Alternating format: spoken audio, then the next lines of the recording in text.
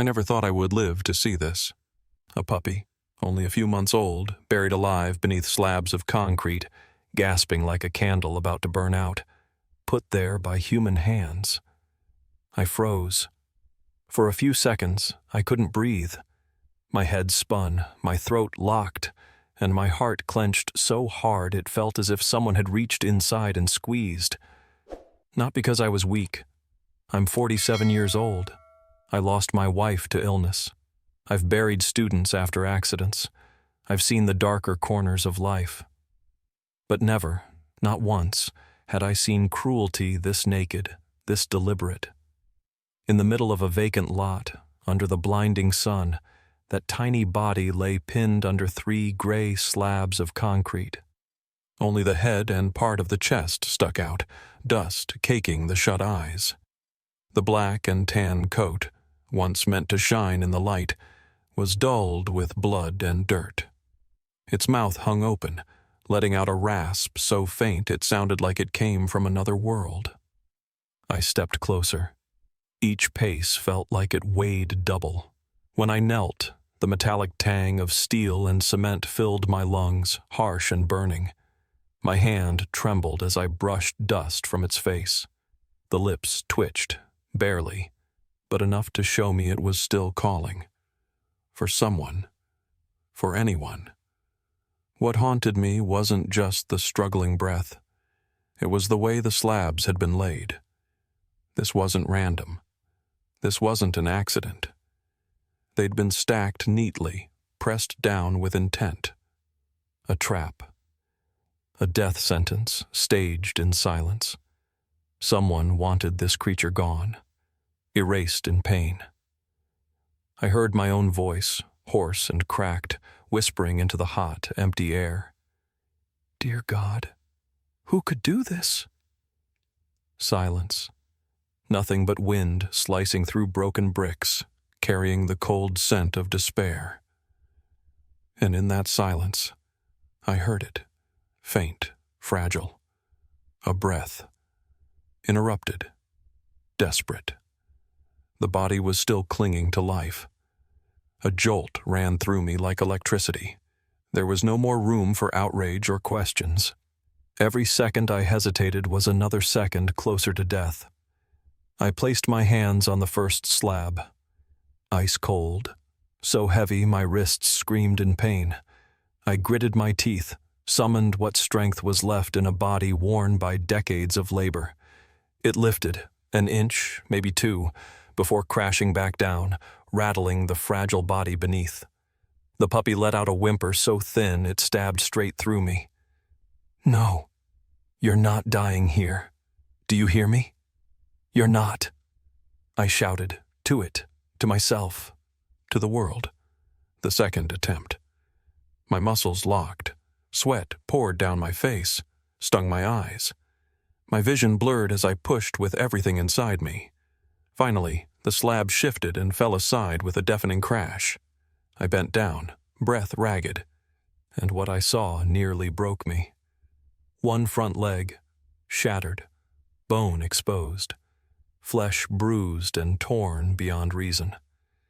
I'd never seen such ruin on something so small, but I couldn't stop. The second slab, the third.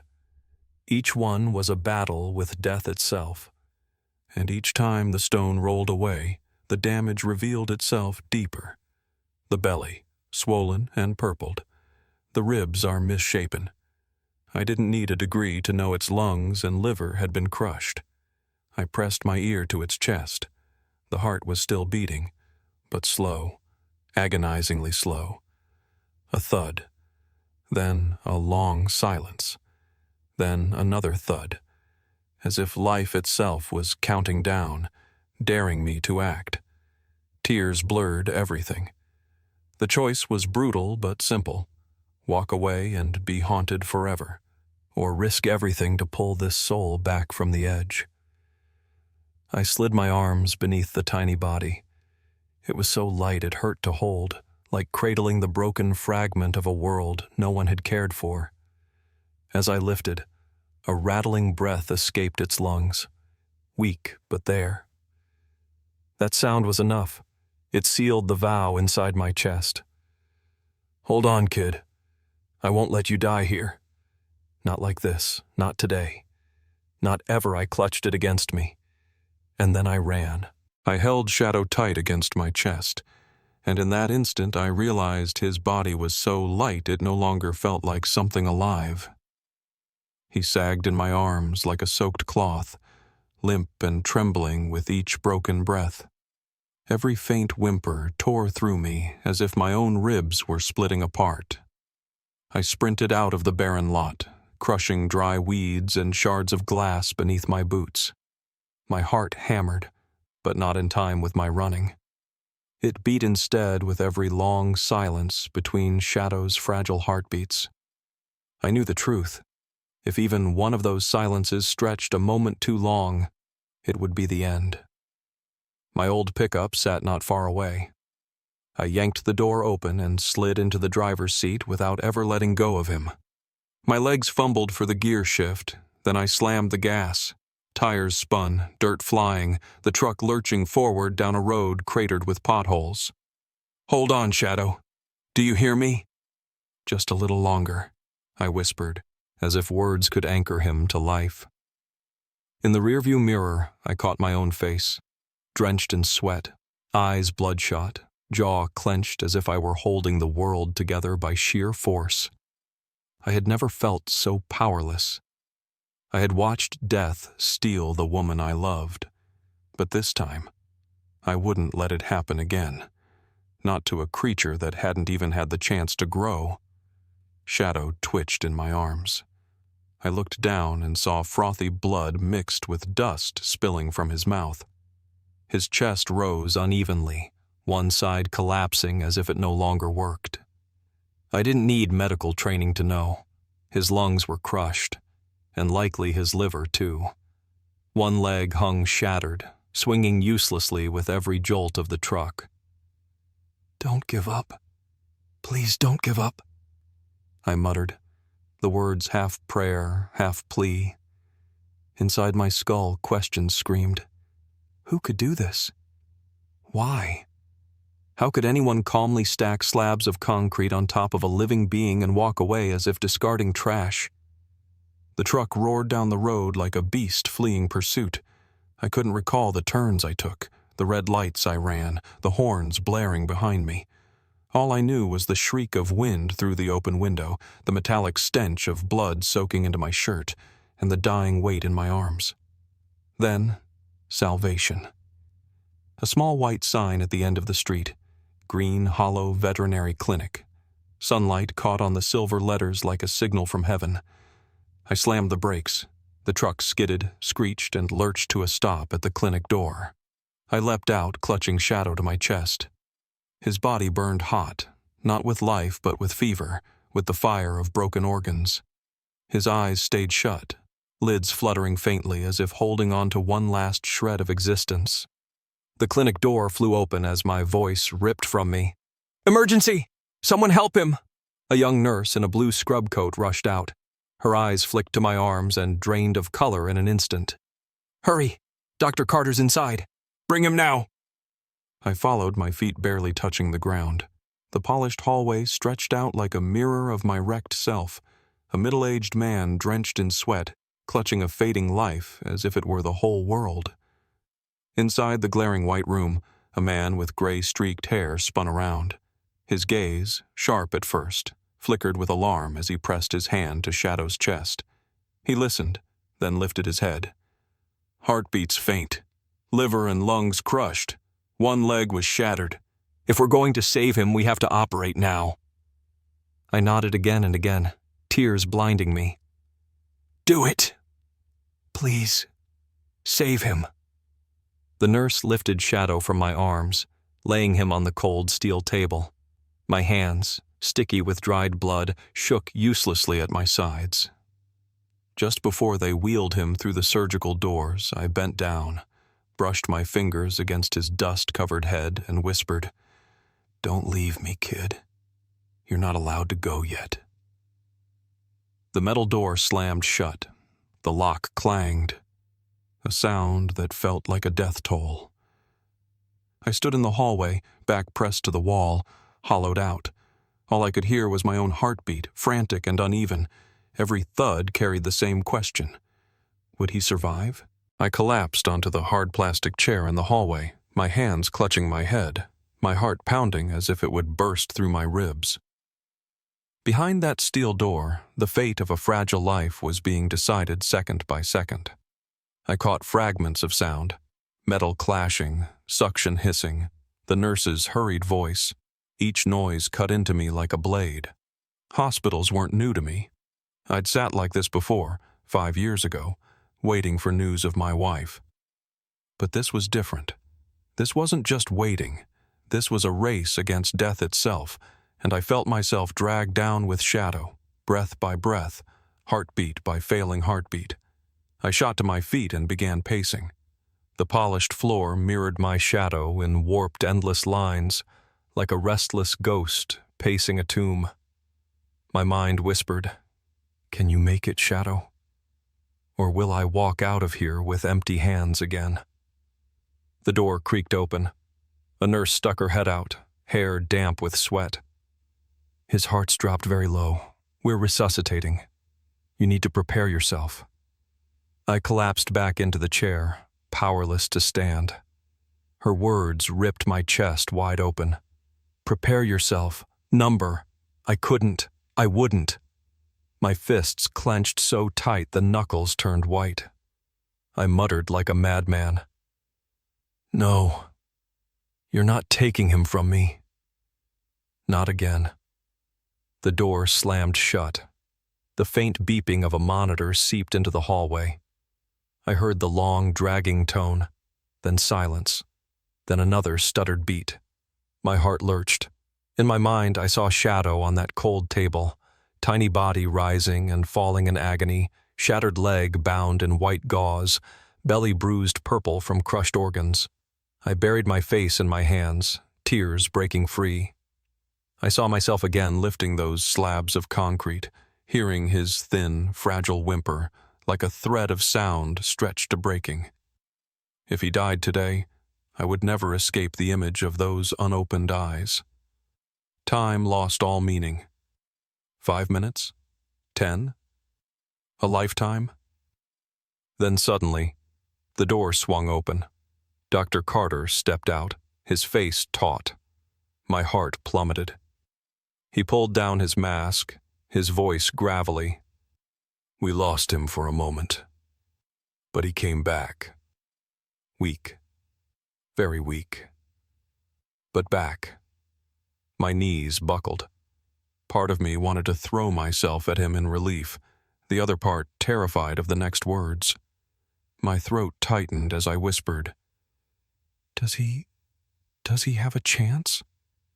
The doctor met my eyes. His gaze held the clinical coldness of his profession, but beneath it flickered something gentler. "A slim chance. His liver and lungs are badly damaged. One leg will never heal the same. But his heart is still fighting." I nodded through a flood of tears. "Then fight with him. Don't give up." He rested a steady hand on my shoulder, then turned back through the door. It slammed shut again, but this time I didn't collapse. I leaned against the wall, eyes closed, whispering over and over, "Hold on, Shadow. I know you hear me. Don't quit. I'm right here. To the end." From inside came the sounds of urgency, a long, dragging beep, then a shorter one, then another, faster, sharper. I snapped my eyes open, my pulse pounding to match the rhythm. Hope, thin as a blade of light through a locked door, pierced my chest. The battle wasn't over, but in that moment I swore. No matter what happened, I would never turn my back on this life. Not ever. I don't know how long I stood there, staring at that steel door.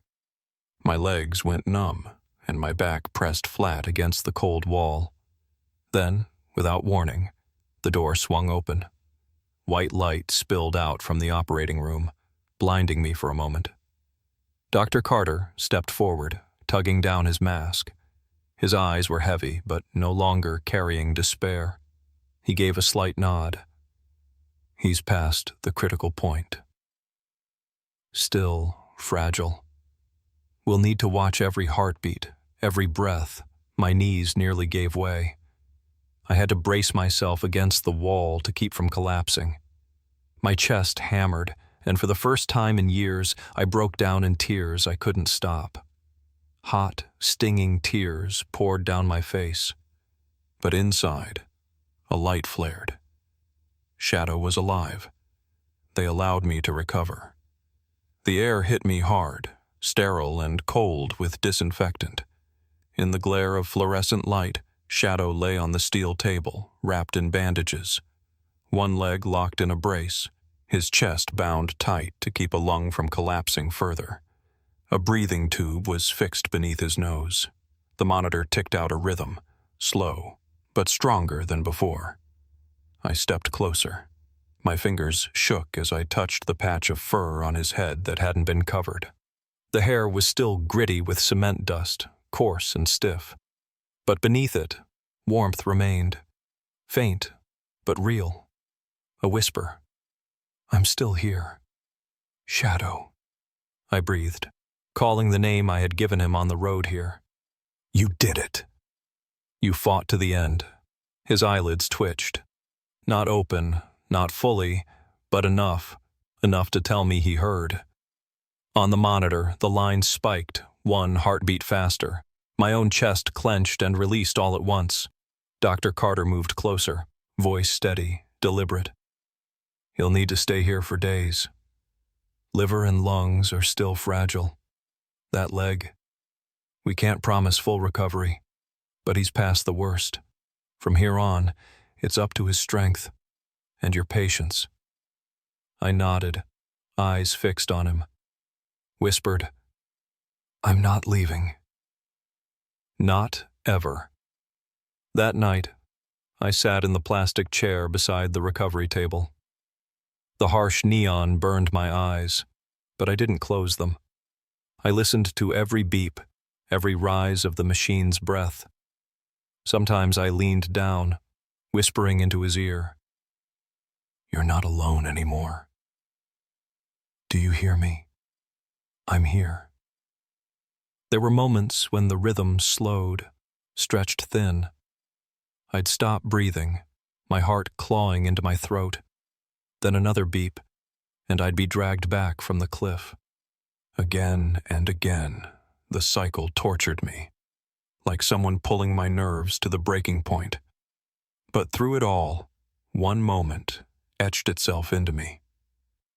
Near dawn, with hallway light leaking through the door frame, I lowered my hand beside his bandaged leg. My finger brushed the edge of the wrap, and then, from under all that weight, a paw stirred, small, fragile, trembling, but real. His answer. His grip was the only one he could give. I broke down, but these were no longer tears of despair. There were tears of gratitude. I knew we had both crossed a line. From now on, Shadow wasn't just a dog I had stumbled across. He was a reminder, a truth carved into flesh, that life, no matter how fragile, was worth every fight. I bent close, my voice barely above breath, and whispered, From today, you don't have to be afraid. I'm taking you home. I promise. The monitor kept ticking, steady now. His breaths, still shallow, began to fall into rhythm. And in that cold, sterile room, for the first time I felt the darkness inside me give way. The days that followed felt like a nightmare stretched thin, but I clung to it, because every second Shadow kept breathing was a victory. I barely left the recovery room. The hard plastic chair had molded to my shape, my back ached, and my eyelids dragged like lead. But I couldn't walk away. I had promised Shadow, and a promise to this fragile life mattered as much as any I'd ever made. Dr. Carter and his team gave everything. They changed bandages, adjusted IVs, and checked the wounds. I watched them press down on his tiny chest, forcing air into his lungs, pulling him back from the brink. Sometimes the monitor stretched into one long, terrifying beep, the whole room frozen in silence. Then, suddenly, a beat returned. Weak, but real. My own heart seemed to die and restart a dozen times. On the third day, they pulled the breathing tube. My hands trembled as I leaned close, waiting for the sound of life. His breath rasped, shallow, like wind squeezing through a crack in the door. But it was his breath, his own. Tears poured down my face as I clenched my fists to hold in the sobs. But recovery is never a straight road. On the fifth day, Shadow refused food. I held a spoon of broth to his mouth, and he turned away, eyes distant. My chest caved. The ground fell out beneath me. I pleaded with him as though with a child. "Come on, boy. Please eat. I didn't save you just to watch you give up now." The nurse tried to reassure me, saying his organs were still weak, that his body needed time. But I couldn't shake the dread. I had seen this before, my wife turning her face from food in her hospital bed. That memory clawed its way back, threatening to swallow me. I thought I was about to lose Shadow the same way. And then, a small miracle. One morning, sunlight spilled through the clinic window as I lifted the spoon again. This time, his tongue flicked. Just a touch. Just one small bite. But to me, it was an entire universe of hope. I laughed through tears, and Shadow blinked up at me, faint but clear, as if to say, "I'm still here." On the seventh day, Dr. Carter allowed me to carry him into the small yard outside. The space was fenced in and covered in grass. I set him down gently. He trembled, bandaged leg pressed to the ground. My hands hovered at his sides, ready to catch him. At first, he only stood there, shaking, eyes wide with fear. But then, against all odds, he lifted his good paw, managed half a step, and collapsed. I scooped him up instantly, whispering, "It's okay, kid. You did it. Even one step is a miracle." That night, I sat beside him as he slept, his body wrapped in bandages, his breath more steady than before. I realized then what I was learning all over again. Recovery is never a straight line. It is a jagged road, full of dark turns and fleeting bursts of light. And every burst, no matter how small, is worth more than anything. I laid my hand on his head, feeling warmth where once there was only dust. A quiet vow stirred in me. You didn't give up, and I won't either. Shadow stirred in his sleep, his ears twitching, and for the first time in countless nights, I allowed myself to smile. 2 weeks after the surgery, the recovery room at Green Hollow Veterinary Clinic no longer felt like a place haunted only by slow beeps and the sterile sting of antiseptic. The white walls remained. The neon lights still burned harshly against my eyes. But something had shifted. A rhythm. The rhythm of life, fragile but real, had returned. That morning, as I stepped inside, a nurse gave me a quiet smile. "Mr. Carter, he knows when you're coming." The moment your footsteps hit the hall, his head lifts.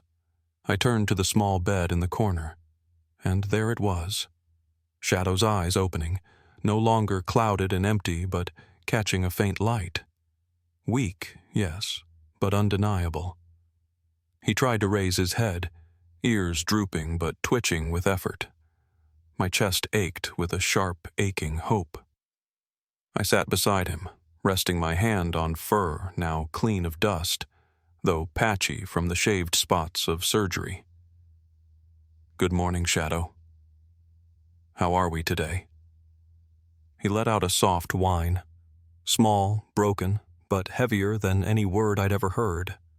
And then, to my astonishment, he braced himself. Bandaged leg stiff in its brace, the other 3 legs strained, trembling. He lifted his frail body for a breath of time, held it, then collapsed. I caught him instantly. "It's okay. Slow, just a little at a time." But to me, that moment was a triumph greater than anything. For the first time, Shadow had stood without the aid of machines, shaking like a leaf. Yes, but he hadn't quit. The next day, the doctor allowed me to carry him into the small yard behind the clinic. The morning sun draped gold across his black and tan coat, each strand of fur lit like a fragile thread. Shadow drew in a deep breath. For the first time since it all began, he was breathing the scent of grass, the scent of freedom. I set him on the lawn. His bandaged leg hovered uselessly. He tottered on the others. 1 step, his body quaked. 2 steps, he leaned dangerously. On the 3rd, he crumpled. My heart clenched and I swept him back into my arms, terrified of more damage. But when I looked down, I saw it. His tail was wagging faintly. His signal. That wasn't failure. That was victory. In the days that followed, I became Shadow's borrowed legs. I guided him down the hallway, steadying him like a father teaching a child to walk. Sometimes he fell, and I scooped him up, whispering, "It's okay. You did well." Other times, he made it farther than before, and I wept like a boy. Every step pulled me back to the days of my wife's therapy, when I held her arm as she tried to walk. I remembered her eyes, weary, begging, hopeless, but still clinging to something beyond pain. Back then, I had promised I wouldn't leave, and still, death stole her from me. But with Shadow, I swore I would not let history repeat itself. Then, one morning, the miracle arrived. I was scribbling notes when I heard a faint sound behind me. I turned. Shadow had climbed down from the bed on his own. No call for me. No hand to steady him. He stood on 3 legs, his body trembling, and took a step. Then another. Then another. On the 4th, he collapsed, right at my feet. I bent, frantic, reaching to lift him. But his eyes found mine. He panted hard, tail thumping weakly, and in those eyes blazed a spark, a flame kindled out of darkness. My hands shook as I rested them on his head. "You walked to me, Shadow. On your own. I saw it. You're back." In that moment, the smell of antiseptic, the hum of machines, the sting of neon, all of it fell away. Only he and I remained, tied together by something invisible, unbreakable. That night, Shadow slept at the foot of the bed, his breathing steadier than ever. I watched him for hours, and slowly, a truth settled inside me. It wasn't just Shadow who was healing. It was me. The wounds no one saw, the grief, the helplessness, the hollow ache, were being mended piece by fragile piece by the resilience of a 3-month-old pup. I laid my hand on his chest, felt the steady thrum of his heart, and whispered like an oath, "From now on, we walk together. I swear you'll never be abandoned again." And in that small room at Green Hollow, the light didn't just return to Shadow. It returned to me. The day Dr. Carter said Shadow was strong enough to leave the clinic, I stood frozen, hardly believing my ears. More than 3 weeks had passed since I lifted those slabs of concrete off his body, 3 weeks of living breath by fragile breath beside him. And now, we were stepping out into the world together, not patient and guardian anymore, but 2 survivors. I signed the release papers, my hand trembling as though I were signing an oath. The nurse handed me a small bag, pain meds, antibiotics, and a sheet of instructions. "Mr. Carter," He's still fragile, she said softly. But if anyone can bring him back, it's you. I carried Shadow to the truck. He was light, but no longer with the hopeless weight of that first day. His body now carried something else, the weight of life, of a miracle. I set him gently on the worn fabric seat. That seat had been empty for too long. Now it wasn't. We left Green Hollow beneath the golden morning sun. I drove slowly, carefully, afraid every bump might hurt him. Beside me, Shadow lay quiet, eyes half open, gazing out the window. Once, he turned his head toward me, tail flicking. Just that, and my chest tightened to the point of breaking. My house sat on the edge of town, a small wooden place with a wide porch and a weathered white fence. I had thought it would always be nothing more than a container for grief. But when I opened the gate and carried Shadow inside, something changed. The light seemed warmer. The emptiness felt full. I laid a soft blanket by the fireplace and set him down. He looked around, his brown eyes still hesitant but no longer frantic with fear. I sat on the floor, leaning against the wall, waiting. Within minutes, he shuffled closer and rested his head on my knee. His breath was steady, weak but steady. In the days that followed, we learned to live together. I learned to change his bandages, coax him to eat small meals, and help him outside each morning. Shadow learned to trust me, step by step.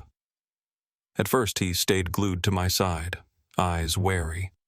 Then he began exploring the porch, his bandaged leg dangling. One afternoon, when I called his name, he stumbled toward me and fell straight into my lap. I laughed and cried all at once. Some nights I woke to his soft whimpers. He would thrash in dreams, paws twitching, breath caught in his throat. I knelt beside him, pressed my hand to his chest, feeling his heart stutter in terror. "It's okay, boy. You're safe now. No concrete will ever touch you again." Slowly, his breath eased. His paw slid against my hand, clinging to it like an anchor in rough seas. In that moment, I understood. We needed each other.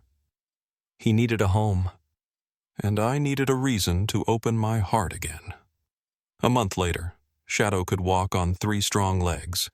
The broken one would forever carry its scar, but it couldn't slow his will. One evening I carried him into the backyard. Sunset poured gold over the fence. The air smelled of dry grass. I tossed a rag ball across the yard, expecting nothing more than a glance. But Shadow bolted, clumsy, staggering, but he ran. 3 legs were enough to make my heart explode. He brought the ball back, eyes blazing with fire. I dropped to my knees, arms wide. He tumbled into me, tail whipping, rag ball clamped proudly in his mouth. I laughed until tears fell. Tears for the impossible I had just witnessed. That night he curled at my side on the porch, head pressed against my leg. I looked up at a sky littered with stars. For the first time in years, I felt peace. I whispered, "You weren't just saved, Shadow. You saved me. I know there are countless others out there, abandoned, beaten, discarded like trash. Not all will be found in time. But I also know this. It takes only one person, one choice to stop, one act of compassion to create a miracle. Shadow is proof. To me, Shadow isn't just a Doberman who survived. He is the embodiment of second chances. Proof that every life, no matter how small, no matter how unwanted, is worth saving." I laid my hand over his chest, felt the steady beat, and lifted my eyes into the darkness as if sending a message outward. If you ever see a fragile life in despair, don't turn away. Sometimes one decision, one small action, can change everything, for them and for you. In the stillness of that night, I realized our story wasn't only about survival. It was a reminder that compassion has the power to save not just a dog, but a human heart. If you've stayed with me and Shadow until the end of this journey, I want to thank you. He was given a second chance, and he taught me that compassion is never wasted. But out there, countless others remain unseen, abandoned, waiting for a hand to reach out. If you've ever saved a dog, a cat, or any small creature, share your story in the comments. Maybe your words will spark hope in someone else.